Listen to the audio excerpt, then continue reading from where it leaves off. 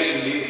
నూకలు దేవుడు నేను ఏమంటావు, వాటిలు కొనవు, మోటార్లకు లీటర్లు పెడతా అంటావు, ఒక పరిశ్రమలో ఏం చేసినావు అంటే సమాధానం లేవు, అలా మీదికెళ్ళేమో బండి సరిచేయడం ఆయన అంటాడు దేవుడైనా దేవుడు మోడీ అని. ఎవరు దేవుడు?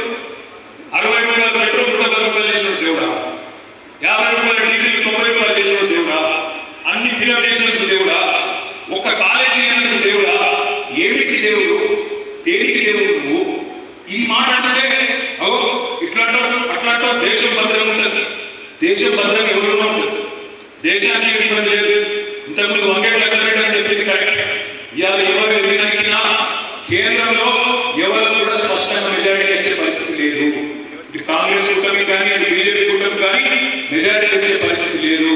అందుకే మీరు మీ ఆశీర్వాదంతో గట్టిగా ఒక 10-12 సీట్లు మనకి ఇస్తే ఢిల్లీలో మనమే చేసే పరిస్థితి రావచ్చు ఏదైనా జరగవచ్చు దేశంలో.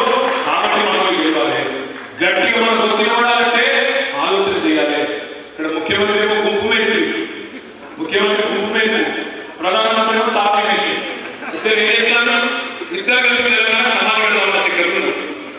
ఎందుకు ఉన్నోళ్ళు పొడి గడిస్తే గులాబీ జెండా న్యాయమైతే అప్పుడు మనం మాట్లాడుకోవచ్చు, వీళ్ళని ఖతం చేయాలి అని మాట్లాడుకుంటున్నారు కాంగ్రెస్ వాళ్ళు, బీజేపీ వాళ్ళు. మరి వాళ్ళకి బుద్ధి చెప్పాలంటే ఇక మనం కూడా బయలుదేరాలి.